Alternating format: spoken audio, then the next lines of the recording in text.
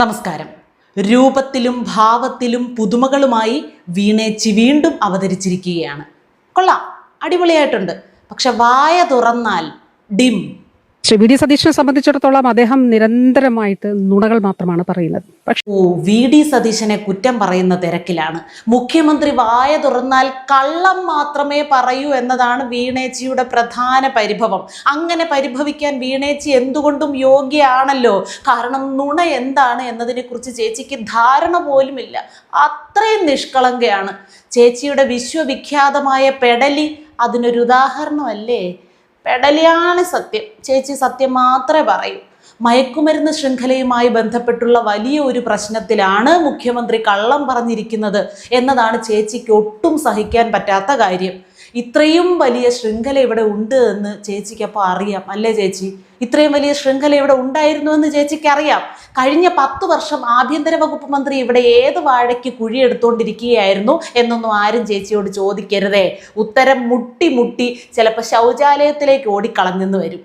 Kayamkulam MLA ആയിരുന്ന പ്രതിഭയുടെ മകനും ബിനീഷ് കോടിയേരിയും ഒക്കെ എന്ത് കേസിനാണ് അകത്തായതെന്നും ആരും ചോദിക്കരുതേ. ചേച്ചി പുതിയ മേക്ക് ഓവർ 4 പേരെ കാണിക്കാൻ ക്യാമറയ്ക്ക് മുന്നിൽ കിടന്ന് കാണിക്കുന്ന അഭ്യാസങ്ങളായിട്ട് ഇതിനെയൊക്കെ അങ്ങ് കണക്കാക്കിയാൽ മതി. ലഹരിക്കേസിൽ അറസ്റ്റിലായ ആളെ അടുത്തറിയില്ല എന്ന് മുഖ്യമന്ത്രി വി ഡി സതീശൻ പറഞ്ഞത് ചേച്ചിക്ക് വല്ലാതെ ഫീലായി കളഞ്ഞു. അയാളെ കണ്ടിട്ടേയില്ല, അയാളുമായി യാതൊരു ബന്ധവുമില്ല, അയാളെ അറിയുക പോലും ഇല്ല എന്ന് മുഖ്യമന്ത്രി പറയണമായിരുന്നു. അതും അല്ലെങ്കിൽ അയാളെക്കുറിച്ചൊന്ന് അന്വേഷിക്കട്ടെ, ഞങ്ങളുടെ രീതിയിൽ അന്വേഷിച്ച് പിന്നീട് മറുപടി പറയാം, ഞങ്ങളുടെ ശ്രദ്ധയിൽ അത് പെട്ടിട്ടില്ല എന്നൊക്കെ പറഞ്ഞ് മുഖ്യമന്ത്രി കിടന്ന് ഉരുളണമായിരുന്നു.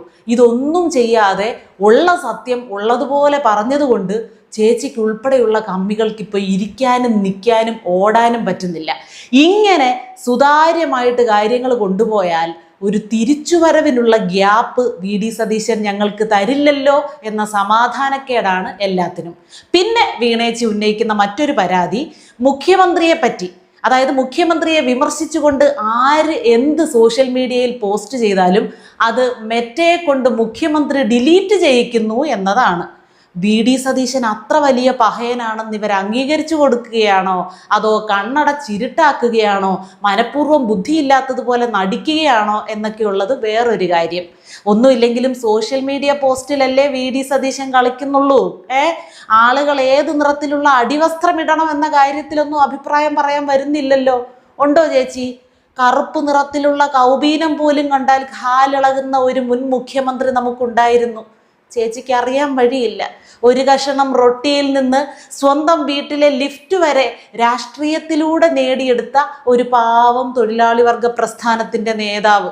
പ്രത്യേകിച്ച് ഒരു ജോലിയുമില്ലാതെ, ആരുടെ കയ്യിൽ നിന്നും കൈക്കൂലി വാങ്ങാതെ, അഴിമതി ഒന്നും നടത്താതെ, ചെറിയൊരു ശമ്പളം കൊണ്ട് ഒരു കഷണം റൊട്ടിയിൽ നിന്ന് എങ്ങനെ ഇന്നത്തെ ആസ്തി ഉണ്ടാക്കി എന്നത് ചോദ്യത്തിനിടയില്ലാത്ത ഒരു വലിയ ഉത്തരമായി നമ്മുടെ മുന്നിൽ നിൽക്കുകയാണ്. അതുപോട്ടെ, വീണേച്ചിയിലേക്ക് തിരിച്ചു വരാം. സാമൂഹ്യ വിരുദ്ധരുമായിട്ടുള്ള മുഖ്യമന്ത്രിയുടെ കൂട്ടുകെട്ടിനെ വല്ലാത്ത ആകുലതയോട് കൂടിയാണ് വീണച്ചേച്ചി നോക്കിക്കാണുന്നത് കേട്ടോ. ആറന്മുളയിൽ പണ്ട് കാപ്പ കേസ് പ്രതിയായിട്ടുള്ള ഗുണ്ടയെ ചേച്ചി രക്തഹാരം അണിയിച്ച് കയ്യും കൂപ്പി കട്ടൻ ചായയും പരിപ്പുവടയും ഊട്ടി പ്രസ്ഥാനത്തിലേക്ക് സ്വീകരിച്ച കാര്യമൊന്നും പെടലി സത്യമായിട്ടും ചേച്ചിക്ക് ഓർമ്മയില്ല. പിന്നെ ചേച്ചി ഉന്നയിച്ച ഒരു കാര്യം, മുഖ്യമന്ത്രി വി ഡി സതീശൻ മുൻകൈ എടുത്ത് മെറ്റയോട് ചോദിക്കണം ആര് പറഞ്ഞിട്ടാണ് മുഖ്യമന്ത്രിയെ വിമർശിച്ചുകൊണ്ടുള്ള പോസ്റ്റുകൾ നീക്കം ചെയ്തത് എന്ന്. അങ്ങനെ ചോദിച്ചിട്ട് മെറ്റ എന്താണോ മറുപടി തരുന്നത് ആ മറുപടി പ്രസിദ്ധീകരിക്കണം. ഇതൊക്കെയാണ് ചേച്ചിയുടെ അത്യാവശ്യമായിട്ടുള്ള ആവശ്യങ്ങൾ. കഴിഞ്ഞ 10 കൊല്ലവും പൊതുജനങ്ങൾക്ക് സർക്കാരിൽ നിന്നും അറിയേണ്ട കാര്യങ്ങൾ അപ്പോൾ കൃത്യമായിട്ട് തെളിവ് സഹിതം നിരത്തിക്കൊണ്ടിരുന്ന കക്ഷികളല്ലേ ഇവര്. ഒരൊറ്റ കള്ളത്തിൽ സർക്കാരിനെ തന്നെ താഴെ ഇറക്കിയ വിദഗ്ധയാണ് സുതാര്യതയെപ്പറ്റിയും ഔചിത്യത്തെപ്പറ്റിയും ഒക്കെ ഈ സംസാരിക്കുന്നത്.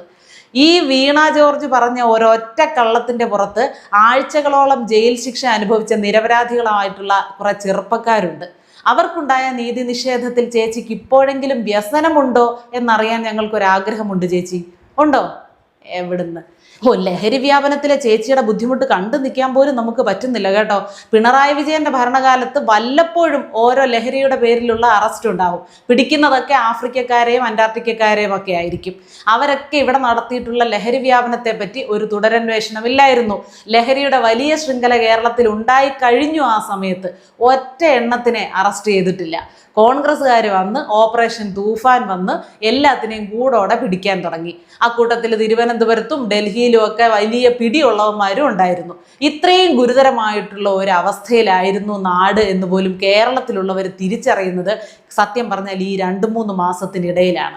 എന്നിട്ടും ഇപ്പോഴും ഇവരൊക്കെ നാട് നീളെ നടന്ന് പ്രസംഗിക്കുകയാണ്. മുഖ്യമന്ത്രി കള്ളനാണ്, നുണയെ പറയൂ, കാപട്യമേ കയ്യിലുള്ളൂ.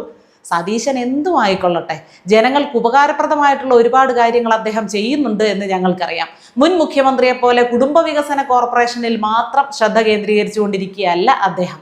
LKG സെന്ററിൽ നിന്ന് ഉൽപ്പാദിപ്പിച്ച ചൂടോടെ കിട്ടുന്ന ക്യാപ്സ്യൂളുകൾ അണ്ണാക്കിൽ തള്ളി ഇങ്ങനെ വന്ന് മാധ്യമങ്ങളുടെ മുന്നിൽ സംസാരിക്കാൻ കുറച്ച് ഉളുപ്പൊന്നും പോരാ കേട്ടോ.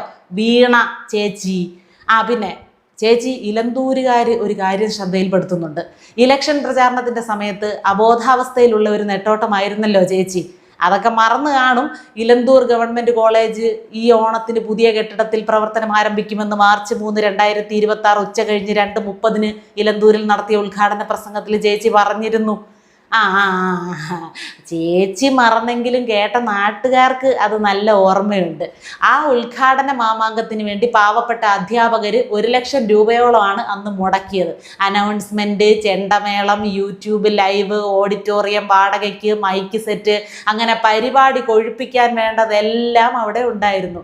അങ്ങനെ ആ അധ്യാപകരുടെ ചെലവിൽ ചുളുവിൽ ഇലക്ഷൻ പ്രചാരണവും നടത്തിപ്പോയ ആള് പിന്നെ അതിനെപ്പറ്റി വായ തുറക്കുന്നത് ദൈവം സഹായിച്ച് കണ്ടിട്ടില്ല. പക്ഷെ നുണ എന്താണെന്ന് ചേച്ചിക്ക് അറിയില്ല കേട്ടോ. ചാഞ്ഞ പെടലിയാണ് സത്യം. പിന്നൊരു കാര്യം, ചേച്ചി ആരോ പറഞ്ഞു കേട്ടതാണ് കേട്ടോ. ഈ നുണ പറഞ്ഞ് ശീലിച്ചവർക്കേ, ആ ശൈലി പിന്തുടരുന്നവർക്കേ മറ്റുള്ളവരാരെന്ത് പറഞ്ഞാലും അതൊക്കെ നുണയായിട്ടേ തോന്നുമെന്ന്. ഏതായാലും വീണേച്ചെങ്കിലും ജനങ്ങൾ തന്ന വിശ്രമ ജീവിതം നന്നായിട്ട് ഉപയോഗിക്കുകയായിരിക്കുമെന്നാണ് ഞാൻ വിചാരിച്ചത്. എന്ത് ചെയ്യാം, എഴുതി കൊടുത്ത് വായിക്കുന്ന ശീലക്കാരനായി പോയില്ലേ നമ്മുടെ പ്രതിപക്ഷ നേതാവ്. അടിയന്തരമായിട്ട് ആരെങ്കിലും എന്തെങ്കിലും പ്രതികരണം തേടിയാൽ പിന്നെ പറയാം എന്ന് പറഞ്ഞ് പുള്ളി മൈക്ക് ഓഫ് ചെയ്യുകയേ ഉള്ളൂ. അപ്പോൾ പിന്നെ നിങ്ങളൊക്കെ ഇങ്ങനെ പണിയെടുത്തല്ലേ പറ്റൂ, ഞങ്ങൾക്ക് മനസ്സിലാകുന്നുണ്ട്. എൻ്റെ പൊന്നു വീണ ചേച്ചി, ഏതായാലും ഒരുങ്ങി റെഡിയായി സർക്കാരിനെ കുറ്റം പറയാൻ ക്യാമറയ്ക്ക് മുന്നിലേക്ക് വരികയല്ലേ. എങ്കിൽ പിന്നെ ജനങ്ങൾക്ക് പ്രയോജനമുള്ള എന്തെങ്കിലും കാര്യങ്ങൾ പറഞ്ഞുകൂടെ? മെറ്റയാണോ ഇപ്പോൾ ഇവിടെ കേരളം അഭിമുഖീകരിക്കുന്ന ഏറ്റവും വലിയ പ്രശ്നം? ആണോ? സാധാരണക്കാരുടെ ജീവിതത്തെ ബാധിക്കുന്ന ഒരുപാട് കാര്യങ്ങളുണ്ട് ചേച്ചി. അതിലെന്തെങ്കിലും ചേച്ചിക്ക് എന്തെങ്കിലും അഭിപ്രായം ഉണ്ടെങ്കിൽ അത് പറയാൻ വയ്യേ? പറഞ്ഞതുപോലെ ദാരിദ്ര്യമെല്ലാം തുടച്ചെടുത്ത് നാട്ടുകാർക്ക് പട്ടുമെത്തയും പരവതാനിയും വിരിച്ചിട്ടായിരുന്നല്ലോ നിങ്ങൾ ഇവിടുന്ന് ഇറങ്ങിപ്പോയത്. അതുകൊണ്ട് ജനങ്ങൾ ഇവിടെ അങ്ങ് സുഖിച്ച് തിമിർത്ത് ആർമാദിക്കുകയാണല്ലോ. ഞാൻ ആ കാര്യം അങ്ങ് മറന്നുപോയി ചേച്ചി. ഏതായാലും പറഞ്ഞതിനെല്ലാം മറുപടി ചേച്ചിക്ക് കിട്ടി ബോധിച്ചു എന്ന് കരുതുന്നു. പിന്നെ പെടലി അധികം ഇളക്കണ്ട, പിന്നെയും ഉളുക്കും.